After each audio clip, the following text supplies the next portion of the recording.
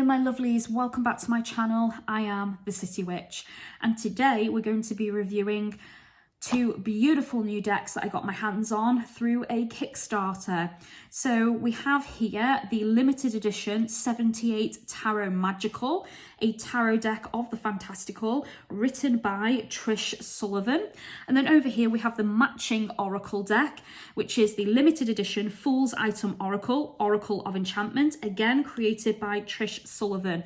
So both of these decks are meant to be used in conjunction with each other. A lot of tarot readers out there will read a tarot but have an oracle on hand in case they want more information or more insight or want to tap into their intuition. So this very clever creator decided, why not create a tarot deck and an oracle deck that work in conjunction with each other, have the same backing, are the same size, and can be used independently but mostly together, which is what a lot of readers do. And I thought that was fantastic. Also, because this is a very magical, fantastical theme, there's a lot of interesting creatures in these decks and a lot of interesting themes and concepts, which is another reason I wanted to get my hands on these decks. So as I say, this is a Kickstarter, so I have lots of extras to show you, which I'll show you in a minute. But since we have two decks to review, I have made the decision to split this into two videos rather than one. One video would mean it would be an hour long or more, and I think that's too long. So today we're going to review the tarot, and then stay tuned for the second video, which will contain the unboxing of the Oracle deck. So for now, I'm going to move the Oracle deck to one side, and we will focus on the tarot. Now, I'm just going to show you the extras. So if you got the Kickstarter, you also got this card, which enabled you to scan the codes here for the guidebooks so that you can have them digitally. Then we also got some stickers. So this one is my favorite that I got. That one is the Death card. Now, what I like about this is it gives you a little bit of insight on the card as to what you're looking at. So even though we're seeing death, we have here a little bit of rebirth and creation, beauty within this orb. So for me, this is like a symbol of death and rebirth, which I thought was lovely. Then here we have the Ace of Cups, which is also lovely. And then Familiar Owl, which I believe is one of the Oracle cards in the Oracle deck. And then we have the World, which is nice because you're sitting pretty on top of the world there. So that is a good image for it. Then we got some bookmarks. So first of all here we have the Ace of Wands. Now the backing is just plain and they are just very simple cardboard, so you could rip these very easily. So please be careful if you also got these. That one is probably my favourite. I think that is just lovely. Beautiful colours. Oh, look at that one. Cute little mouse. And then the last one, and I will flip that the other way as well, just so you can see it from both angles. So there we go. So that is all the extras that we got there for stickers and bookmarks. And then we got some beautiful art prints as well. So art print number 1, again, these are just plain on the back, guys, but this is the first one. I think that's actually really, really lovely. I love the kind of spooky feel to it and the occult aspect as well. We've got kind of like a Green Man or Lord of the Forest vibe going on here. We've got some necromancy with the skull, got candles, an enchanted book, got some tarot and incense, the chalice. There's a lot of magical tools in that image. It's very lovely. Oh, and look at that one, so cute. Little chipmunks. Aww. That kind of reminds me of Alice in Wonderland, you know, at the tea party, because they've got little cups and stuff. Oh, wow, that one's lovely. That might be my favourite. That's beautiful. Kind of a warrior vibe. And then remember when I said this has got fantastical creatures in it and is very interesting, a magical themed deck. So here we have like an angel mixed with a mermaid. Beautiful artwork.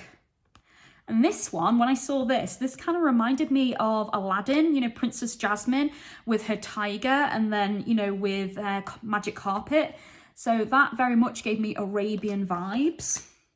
And then here, I think this one is meant to be the King of Pentacles, although it doesn't say it on this. So we won't know until we actually open the deck, but I suspect this might be the King of Pentacles. So that is the artwork. And then we also got this. So this is a tarot mat. So I'll just show you this. So this is the top here. The quality is good. It's pretty thick and sturdy. And I think this has been directly kind of painted or printed onto the fabric. I don't know if it'll peel or come off if you washed it, so be careful if you do choose to wash it. The main part here has the star signs all the way around it, and then we have the moon phases. So here we have the full moon, and over here we have the dark moon, or new moon if you prefer to call it the new moon.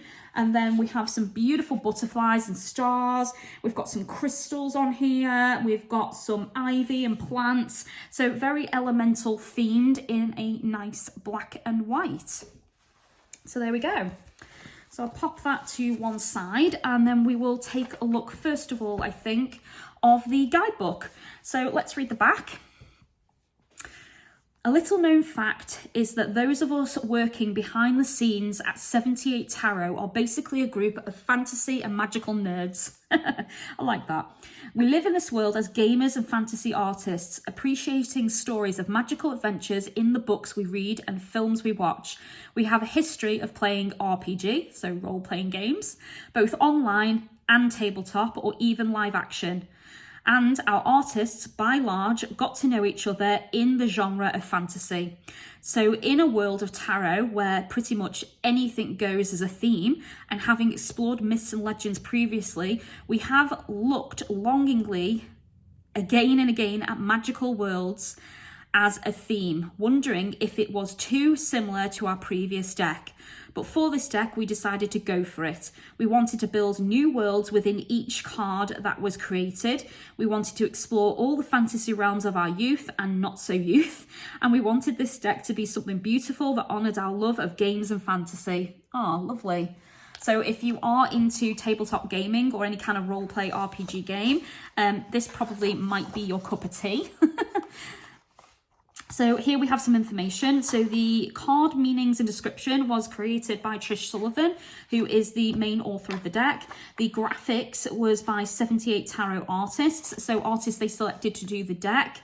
And then there was some copyright information as well. And then the guidebook and edits of the guidebook was done by Katie Walsh. So there's some information about the team. So your CEO and director is Katie Walsh. The writer and tarot creator is Trish Sullivan. And the art director is Delphine Demers and Chris Malidor. Those who don't believe in magic will never find it. Oh, it's a beautiful quote from Roald Dahl. I do like Roald Dahl. His books were lovely and very fantastical as well. Then we have a really nice introduction here where it talks a little bit about the role-playing aspect of their lives. So it says here, a little known fact is that those of us working behind the scenes at 78 Tarot are basically a group of fantasy nerds. So this is kind of like a repeat of what's on the back. And what they wanted to do. So it says here, we wanted to create a Rider Waite Smith style tarot deck that could be used by any reader from beginner to expert, but also have within the images a world, a story that would inspire writers and gamers to use tarot within their own hobbies. After all, the tarot has always enchanted me as much as a story, as a spiritual tool. What else is the Fool's Journey but an epic quest through a magical life? I like that. That is a really nice way to put that in the Fool's Journey.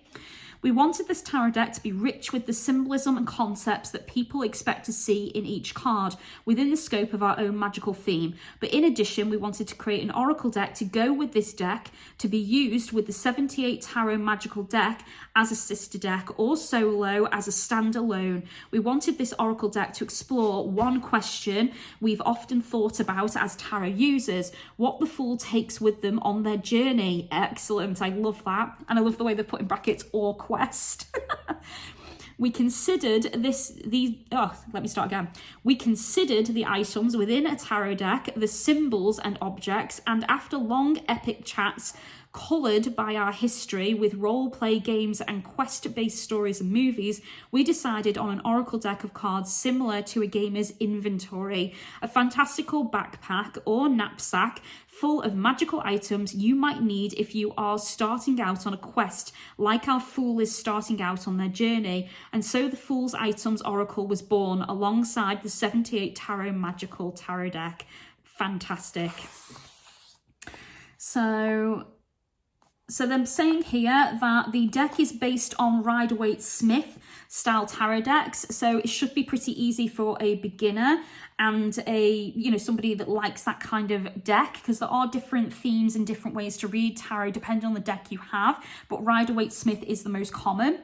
Within one main difference, we do like to add a little bit of something different. We included a few extra cards. These are known as our wild cards. The 2 wild cards for this deck is Hope and Guide. Ooh, nice. Each works with the magical theme of the deck. You can include these cards within the deck as you conduct your readings if you like, or you can also use them as altar cards or use them to focus your intention before you even start to shuffle the deck. Speaking of cards themselves, as this deck was obviously very story based and all cards need to fit within each other, we created a base concept for each card before we released them to the artists. Our art director Delphine and Chris Malidor, also our writer Trish Sullivan, worked very closely with our artists on both the tarot and oracle deck to tweak and fine-tune concepts, to finalize details, figures and symbols, and to achieve what we believe to be our best looking deck ever. Beautiful. I can't wait to open this deck. It's going to be amazing. Then there's an introduction to your deck and the major arcana. So I'm assuming that they've kept that the same.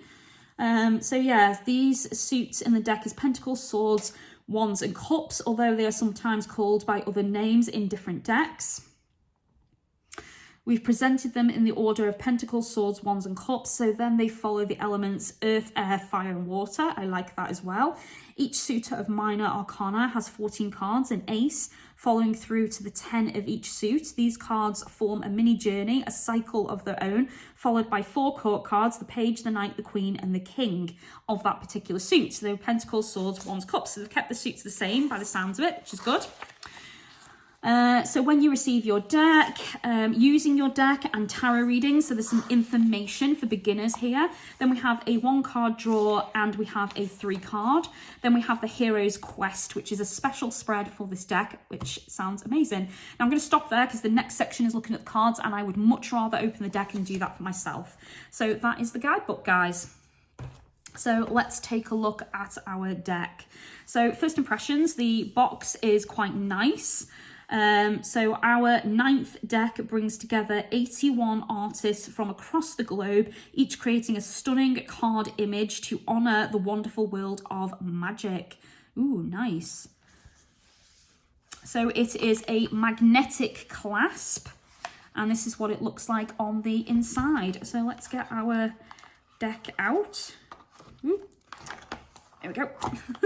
It's kind of a bit stiff. There we go. So inside the box, those who don't believe in magic will never find it. So they've continued with that theme. Beautiful inside of the box, actually. So yeah, so move that to one side and we will take this off. There we go. Cards are quite big, guys. They're bigger than an average tarot for sure. So first of all, cardstock. Ooh, that's pretty nice. That's nice. That's really good cardstock. They're definitely bigger than a tarot. I wish I'd have had a tarot card here actually to show you, but they are pretty big, guys. They are also quite slippery. That's another thing. Like they're sliding in my hands straight away, so they are gloss. They are gold on the sides, which is quite a nice touch.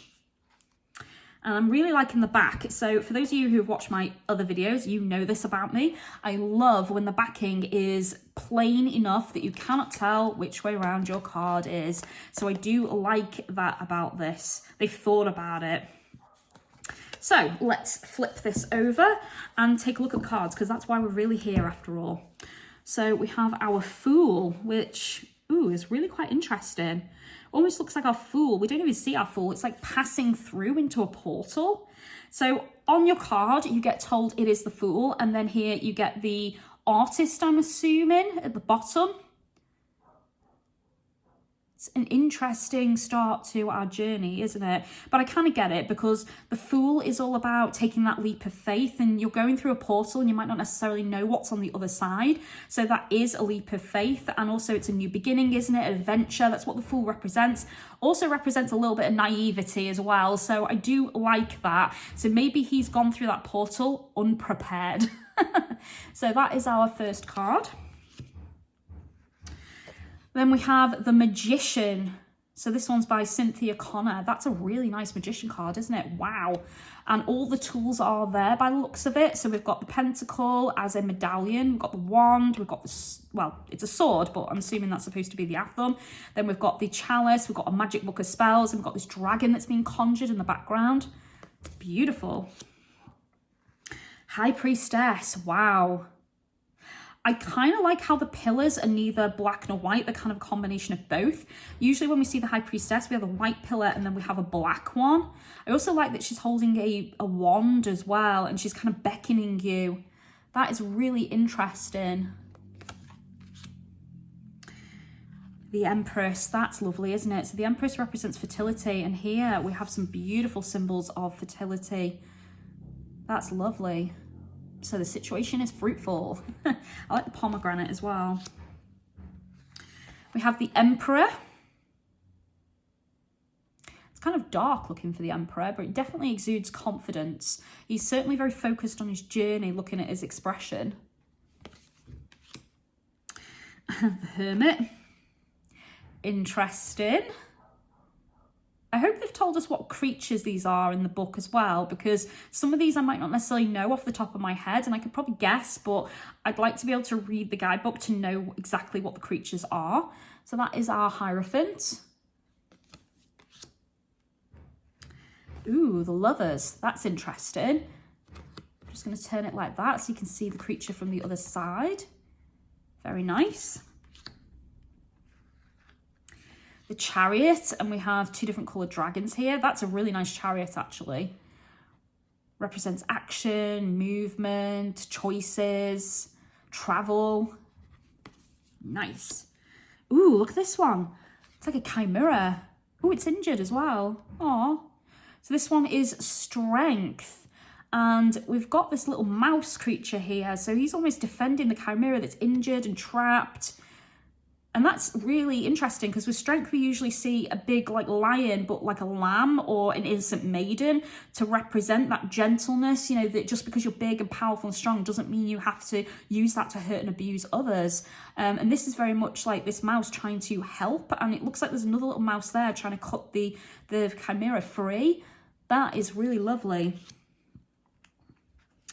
Then we have here the Hermit. It's nice. So far, I have to say, I really like all of these cards. The Wheel of Fortune. It's beautiful as well. Justice. Ooh, look at the Hanged one. I like the way it says Hanged One instead of Hanged Man as well. I'm liking that a lot of decks are getting a bit more modern and changing that, because it doesn't have to be a hanged man. It could be, you know, any person or creature or even a woman that's hanging. So I like the way they're changing it to Hanged One. Oh, yes, the Death card. And this, for me, very much, like I said, is all about death and rebirth with the rose in the middle there. It's got that idea of rebirth and creation as well as death. And it's very colourful as well for a death card, which is another thing I like. Oh, this one's definitely one of my favourites. That is stunning. Look at that. Temperance. Wow. Ooh, the Devil's nice as well. I'm liking that one. Like some creature from hell. That is amazing. The Tower, and we have a dragon smashing apart a tower with his flames. That's awesome. Loving it. Oh, the Star card is a traditional unicorn. That's beautiful. That's really old imagery. That kind of looks like it should be on a tapestry to me. It's beautiful. The Moon. Ooh, what's that? Is that a will-o'-the-wisp, maybe? I don't know. It looks like some creature there. I don't know if you guys can see that clearly. I'm going to have to look that one up. But that is really eerie with the forest and everything. And also, I can't actually see a moon. It's almost like the moon is kind of there, but shrouded in darkness. So that is very interesting for a moon card. The sun. Oh, it's like a little baby phoenix. That's cute. And then we have here Judgment, which is a fawn by the looks of it. Or a satyr. We've got all these fairies and nymphs and dryads. Nice. The world. That's good, isn't it? I like that idea of the world, that you're sitting on top of the world because you've accomplished everything. So we have like this blimp kind of thing going on. There's the world image there, but we've got all this riches and gold. You've accomplished what you need to, you're successful. So that is a really good image for it. So here is the guide. So this is the extra card they've included. And then we have hope. That's nice.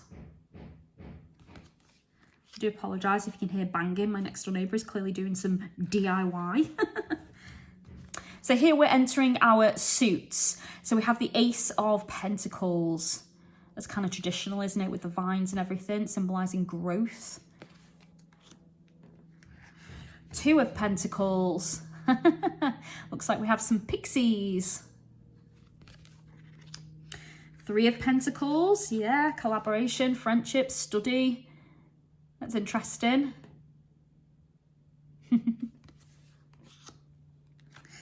The Four of Pentacles. Ooh, this kind of looks like a dragon's hoard. Four of Pentacles is usually all about saving and keeping your money close and not spending it. You know, so saving and investing for a future. So I like that they've used a dragon's hoard for that. Five of Pentacles. Ooh, so this one is usually about poverty, and he definitely looks like he's poor, like he's seen better days. It's usually always about being locked out in the cold as well. You have the keys to your salvation, but you can't always see it because you're dwelling on the negatives. So that's quite a dark card, but I do like it. The Six of Pentacles. Oh, that's cute.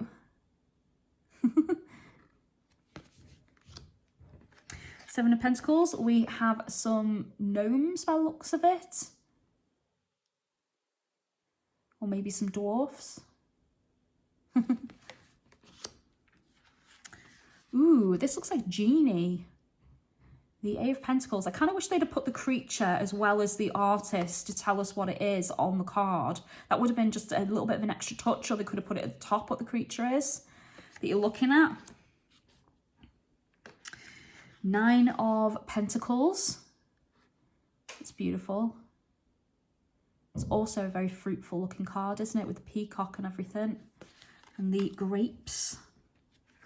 Ten of Pentacles. Yes, family. So this is usually the card of material manifestation and material comfort. That's actually quite a creepy looking gnome. I don't like the grin at all. So we have the Page of Pentacles. He certainly looks happy, but he also looks a little bit stoned. Knight of Pentacles. We have some kind of rock or stone creature there. He's kind of like guarding or barring the way, which actually matches the knight theme as well, like guarding, protecting, being a warrior. Queen of Pentacles. That's beautiful. Sat in her throne. She looks like she might be a dryad. And I was right. So King of Pentacles. There we go. Beautiful. I kind of wish they'd have made that just a little bit more prosperous. There is gold and everything there, but usually the King of Pentacles is surrounded by loved ones as well, or, you know, kind of just has a lot more going on. This is beautiful. It's a good image, but I just would have preferred a tiny bit more, I guess, to it. Ace of Swords. Wow. Lightning. Or is it supposed to be air? Kind of looks like lightning to me, but it is wrapping as well around the sword, so maybe it's supposed to represent air. Let me know what you guys think, whether it's lightning or maybe wind or something. Two of Swords. So this usually represents conflict or being blinded to conflict, not seeing the enemy at your back and focusing too much on what's in front of you. The Three of Swords. So this is usually heartache. This sort of looks like a goddess. They've kept the original imagery there on her robe, but then you've got the broken heart symbol here. So you can easily tell what that's supposed to be. Then we've got the Four of Swords. Rest, rejuvenation. Ooh, this is quite a dark image, but I like it. Five of Swords. So this would usually be some kind of, you know, battle, conflict, you know, enemies that you're fighting off. This almost looks like he lost, like he's dead because he's a skeleton. But then there's these like weird eyeball creatures around him. Interesting. So 6 of Swords. These look like they might be like maybe Valkyries, but I can't quite tell if they're men or women from this angle. 7 of Swords. She looks very smug, doesn't she? Ooh, that's interesting. The 8 of Swords. And again, that's traditional, being in some kind of a cage or a prison, having all these swords around you. Kind of your back up against the wall, nowhere to go, feeling threatened, needing to protect yourself. 9 of Swords. So this would usually be nightmares, a lot on your mind. 10 of Swords. Wow, that is really interesting. This is, I mean, we've got an hourglass, we've got a coffin, we've got a skull. This is definitely a card of negativity, isn't it? Wow. Page of Swords. Not sure what creature that is. I'd have to look it up. Ooh, the Knight of Swords. Now, I liked this one. This is a beautiful image. And again, it matches. And I like the way there's all these air elements around this person. So we've got all these beautiful butterflies that are all magical. And then we've got this like bird image here. That is lovely. The Queen of Swords. Ooh, she's a ghost. She's like ethereal. She kind of reminds me of the Lady of the Lake a little bit. Or some kind of Lady of Avalon, maybe. That is really interesting to choose for the Queen of Swords, though. And then the King of Swords. Ooh, looks like some kind of storm creature. You wouldn't want to mess with him, would you? Wow. Then we have the Ace of Wands. And the Two of Wands. So this is usually wanting to travel, explore a little bit.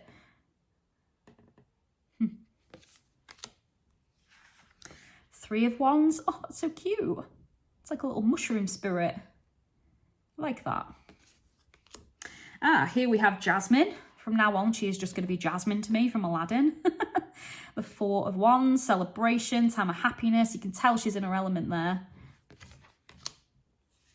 5 of Wands. Wow, that is another dark image, isn't it? Got like a minotaur there. We've got some kind of like dogman creature there that looks dead. So this is definitely battle, conflict, negativity. 6 of Wands. Nice. We have a centaur. The 7 of Wands. This is a bit too cartoony for me, this one. This is probably the only card so far in the deck that I'm not keen on. That just doesn't do it for me, I've got to be honest. But I do like all the little mice, so that's cute. I don't hate it, but I don't love it either, if that makes sense. The 8 of Wands. It's nice. Looks like a spell is going on, some conjuration, empowerment. And then here we have the 9 of Wands. Again, a dragon with his trove, all his glittering, glorious gold. The 10 of Wands. Ooh, looks like it's maybe a kraken taking down a ship. Interesting. And then we have the Page of Wands. I like the way it's kind of mimicking the Mickey Mouse image, you know, with the little hat and the mop and the bucket. That's kind of like mischievous to me. Oh, wow, the Knight of Wands. And then the Queen of Wands. That is beautiful. That's like an anime style. Loving this skull here. Kind of reminds me of Elias from the Ancient Magus's Bride. The cat's kind of creepy. Look at those eyes. But I like that one. That is probably one of my favourite cards. The King of Wands. Ooh, we have a griffin. Very nice. Now we're moving into the cups, or chalices if you prefer. So we have the Ace of Cups, which they've chosen to represent as a shell. Aww. Two of Cups, friendship, love, romance. I like the way we've got some different species mingling as well there. That's kind of nice. Three of Cups, friendship, yes. Time of celebration, happiness, that's good. They've come out on top, you can tell. I'm also loving that I'm seeing different cultures as well as different creatures and animals, and I'm liking all the different skin tones. Haven't noticed so much too many ages though, so would have liked maybe a few more different age groups included, but so far liking it. Four of Cups, beautiful. Five of Cups. Wow. Here we have our chipmunks, the Six of Cups. And then the Seven of Cups. Actually, just going back to that card, the Seven of Cups. So this one, usually we see the cups full of different things, and we can see that here. So we've got a mask, we've got a robed figure, we have a snake, we have a castle, we have golden jewels and glitter, we have a wreath, we have a dragon. Wow. So this represents choices and thinking through all of your various options. Then we have the Eight of Cups. Oh, that's beautiful as well. So here we have a siren who's clearly crashed a ship, and this guy is like holding on for dear life. That's a beautiful artwork and image. Nine of Cups. Ooh, we have another dragon. Wow. It's kind of a dark image, that one. There's a lot going on down here, but you have to really be able to see it, and I don't know if it's showing up on the camera very well. Ten of Cups, we have some mermaids. Again, quite a cartoony image there. Page of Cups, we have a mermaid. Kind of looks a little bit like Ariel from The Little Mermaid. Even got the eels in it here. And then we have the Knight of Cups. We have a deep sea diver on a hippocampus, which is the sea horse type creature here. The Queen of Cups. Ooh, she's kind of dark looking, isn't she? And then our last card, King of Cups. And he kind of looks like a sea captain. And then we have it. And then just one more look at the back of the cards, guys. So as I say, they're quite big. I mean, if I rest one card on my hand, that is bigger than my hand. So yeah, so quite big cards, very slippery, shiny, so they are glossy. So if you don't like gloss cards, that might put you off a little bit. But I will say that the imagery is quite lovely. There's some beautiful looking cards in this deck. And I think there was only one, maybe two, that I was a bit like, you know, not my favourite. I didn't hate them, they just weren't my fave. So I have to say I like every card in the deck, but I definitely have my favourites. So that concludes the review of the deck, the main tarot. So let me know in the comments what you guys thought, guys. I would probably easily score this a good 8 or 9 out of 10. It's pretty high because it's quite a beautiful deck. There's a lot of artists and work that's gone into this. It is quite big, but I think that kind of gives you more to work with and more to look at on the card. I like the Rider Waite style and that they kept the original suits, and I like that they added in a couple of extra cards to kind of round out the deck a little bit and make it special. I like that there is a themed spread that you can do. I always like that. And I like that in the guidebook we have a lot of information about the artists and stuff, which is right at the back. So if you want to know who created what card, it will tell you. So let's just take a look at one of the cards just to see what we have. So here we have the moon, and I was saying, like, I don't know what this creature is here. So let's see what it tells us about the moon card. Within the enchanted forest, there are areas that adventurers know to avoid. dim places, hidden dangers and hazards, murky spots where the shadows hide, pitfalls aplenty, shaded corpses where it seems as though the trees themselves are laying traps for unwary travellers. Locals know what to look for, terrifying locations where the trees have eyes, watching, waiting for you, and staring from the gloom, where carrion crows fear to tread, refusing to breach some unknown, unseen barrier. But one night, a light appears in the dark, snowy woods, a will-o'-the-wisp. I was right. Score one for me. So will-o'-the-wisp, teasing and tempting you with its welcoming light, enticing and coaxing you to follow deep into the magic woods.